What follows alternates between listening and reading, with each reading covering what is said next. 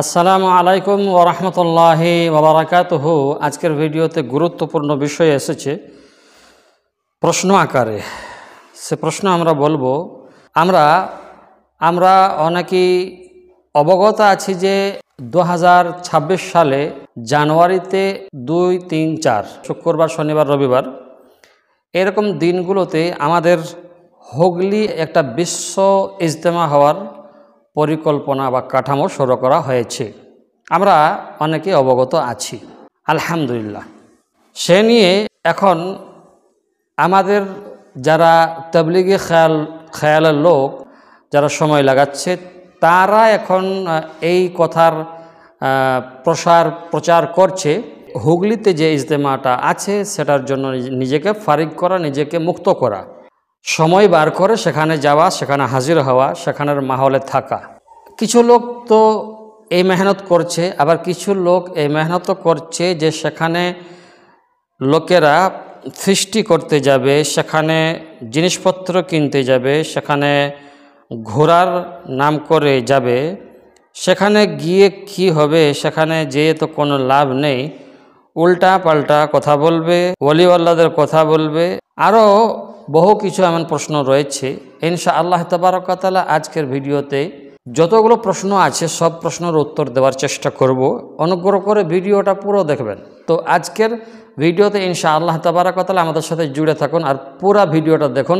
ইজতেমাতে কেন যাবেন, গেলে কি হবে, আর না গেলে কি হবে, সমস্ত রকম ইনশাআল্লাহ আজকের ভিডিওতে বলছি। তো দর্শক শ্রোতা দেখুন, এই যে ইজতেমাটা হচ্ছে হুগলি জেলাতে দাঁতপুর থানা পুইনান এলাকার মধ্যে ইজতেমাটা হচ্ছে 2, 3, 4 জানুয়ারি 2026, সম্ভবত শুক্র, শনি, রবি।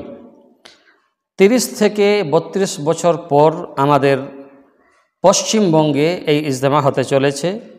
আল্লাহ তাবারক ওয়া তাআলা এই ইজতেমাকে যেন কবুল করেন। এবার চলুন, যে প্রশ্ন ছিল যে সেখানে ফিস্টি করতে যাই। তো দেখুন, ফিস্টি এই ভাষাটা কি? ফিস্টি ভাষা কোনো ইসলামিক ভাষা না। আর ছেলে মেয়ের অবাধ সম্পর্ককে বা শুধু ছেলেদের একটা দল অবাধ যন্ত্রপাতিকে নিয়ে, অবৈধ মিউজিক গান বাজনাকে নিয়ে কোনো এক এলাকাতে যায়, সেখানে যে রান্নাবান্না করে খায়, ঘোরাঘুরি করে, এর নাম হলো ফিস্টি, পিকনিক বা পয়সালা। তো বিশ্ব ইজতেমা বলুন, 3 দিনের, 40 দিনের, এই রকমভাবে চিল্লার জামাত বলুন, যেরকমই বলুন না কেন, আপনি তাদের আর এদের মধ্যে পার্থক্যটা করবেন যে এদের মধ্যে আর তাদের মধ্যে পার্থক্যটা কি। তাহলে বুঝতে পারবেন যে তাবলিগ জামাতের লোক ফিস্টি করে না কি করে। আপনাকে সেটা জানতে হলে তাবলিগ জামাতের সাথে কিছু সময় লাগাতে হবে।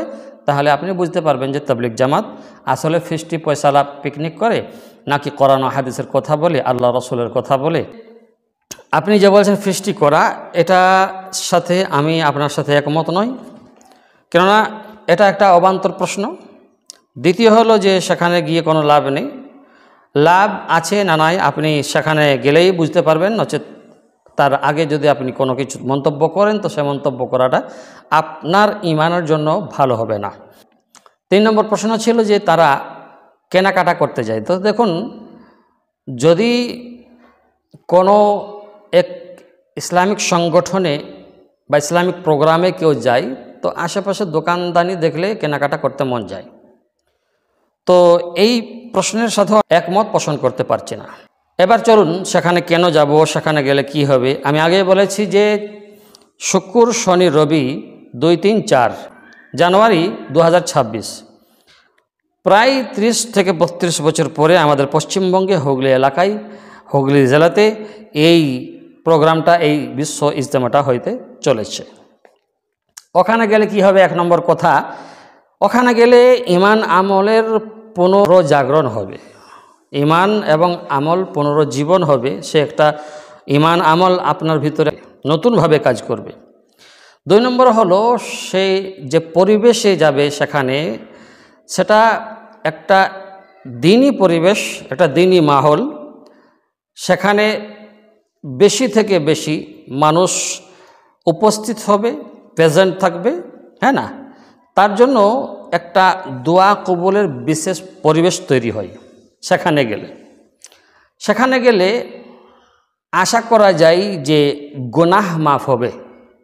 জি, সেখানে গেলে ভ্রাতৃত্ব ও উম্মাহার ঐক্যের একটা অনুভূতি নিজের ভিতরে জাগবে। সেখানে গেলে দুনিয়া ও আখেরাতের সকল সফলতার পথ শিক্ষা হবে। সেখানে গেলে দ্বীনি পরিবেশ পাওয়া যাবে বা দ্বীনি পরিবেশ মিলবে। সেখানে গেলে দ্বীনি বন্ধু পাওয়া যাবে, বান্ধবী পাওয়া যাবে না, কেননা ওটা বান্ধবীদের মজলিস না, হ্যাঁ না, বন্ধুদের মজলিস। তো সেখানে গেলে বন্ধু পাওয়া যাবে। ঈমান আমলের যে পুনরুজ্জীবন বা পুনরজাগরণ আমি বলেছি, এটা এ কারণে বলেছি সেটা একটা ইমানি মাহল, দ্বীনি মাহল। সেখানে কোরআন ও হাদিস থেকে আমরা কথা শুনব, বড় বড় বুজুর্গরা আসবেন, তেনাদের মুখ থেকে, তেনাদের জবান থেকে পবিত্র কালামুল্লাহ, পবিত্র হাদিসের আমরা বাণী শুনব। তো আমাদের ঈমান আমলের পুনরজাগরণ হবে, ঈমান আমল আমাদের দৃঢ় হবে, হ্যাঁ না। আর দোয়া কবুল বলা হয়েছে, বেশি থেকে বেশি মানুষ যে পরিবেশে থাকে দ্বীনি মাহলে, সেখানে দোয়া কবুলের একটা আপনার জায়গা থাকে, দোয়া কবুলের একটা মাহল থাকে, পরিবেশ থাকে। আর গুনাহ মাফের ব্যাপারটা আমরা সকলেই তো এটার জন্যই এত ছোটাছুটি করি যে যাতে করে গুনাহ মাফ হয়, হ্যাঁ না, আল্লাহ তাআলা আমাদের যাতে করে ক্ষমা করে। তো এই সব জিনিসগুলো বিশ্ব ইজতেমাতে আপনি পাবেন। আপনি ঢোল তামাশা, গান বাজনা, হ্যাঁ না, যদি পেতেন বা যদি সেখানে হতো, তাহলে সেটাকে পিকনিক পয়সালা বা ফিস্টি বলা যেত। এহেন এসব কথা যারা বলে তারা একেবারে অবান্তর কথা বলে, এই কথার সাথে শরীয়তের কোনো মিল পাওয়া যায় না। তবে আমি আমার ব্যাপারে বলবো, আমি যে এই যে ভিডিওটা বানাচ্ছি, আপনি আমার ভিডিওটা পুরো দেখবেন, মন্তব্য অবশ্যই করবেন, আপনাকে ভালো লাগুক বা খারাপ লাগুক। আর খারাপ লাগলে আপনি লাইক দেবেন না, কিন্তু ভালো যদি লাগে তো একটি লাইক দিয়ে যাবেন, হ্যাঁ না। কেননা লাইক যদি দেন এবং ভালো মন্তব্য যদি করেন কমেন্ট বক্সে, তাহলে আমাদের আগ্রহ জাগে যে আবার ইসলামিক নতুন নতুন টপিক নিয়ে আসব কিভাবে। তো তার জন্য আমরা মেহনত করি, সপ্তাহভর, এক সপ্তাহ টানা আমরা মেহনত করি, তারপরে আপনাদের সামনে ভিডিওগুলো উপস্থাপন করি। তাহলে আমরা জানতে পারলাম যে বিশ্ব ইজতেমায় কেন যাব, কিসের জন্য যাব। হ্যাঁ, তবে এখানে একটা কথা বলার আছে, যে ভাইরা যাবেন তেনারা শুধু নিয়ত করবেন যে সেখানে যে করে দিনের কথা শুনব এবং আমলের চেষ্টা করব, ইমানি দিকটা জাগরণ করব। এই নিয়তে যাবেন না যে সেখানে গিয়ে ভালো ভালো কুর্তা কিনবো, ভালো ভালো বোরকা কিনবো, ভালো ভালো টুপি কিনবো, ভালো ভালো লুঙ্গি কিনবো। বাংলাদেশে লুঙ্গি পাওয়া যাবে সেখানে, হ্যাঁ না, পাখি বোরখা পাওয়া যাবে, পাখি বোরখা। আজকে বোরখা উঠেছে পাখি বোরখা, যেটাতে পাখির কোনো নিশানাই নাই আর শরীয়তের সাথে যে বোরখার কোনো মেলই নাই। তো আমি তাবলিগি ভাইদেরও কিছু কথা এখানে বলবো। আপনারা যদিও বা সেখানে কেনাকাটা করেন, যে গেঞ্জি কাপড়ের যে বোরকাগুলো রয়েছে সে বোরকাগুলো নেবেন না। গেঞ্জি কাপড়ের বোরকাতে পর্দা হয় না, শরীরের দর্শন হয়।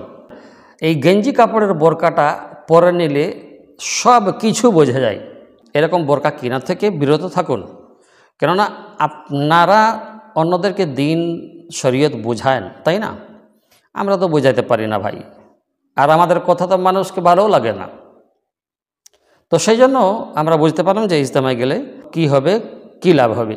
ইনশাআল্লাহ তাবারাক ওয়া তাআলা সকলে আমরা এই হুগলি জেলার দাঁতপুর পৈনান এলাকার ইজতেমাতে যাওয়ার চেষ্টা করব 2, 3, 4 জানুয়ারি 2026 শুক্র, শনি, রবি। ভালো থাকবেন, আমার জন্য দোয়া করবেন, আমি যেন যেতে পারি। আসসালামু আলাইকুম ওয়া রাহমাতুল্লাহি ওয়া বারাকাতুহু।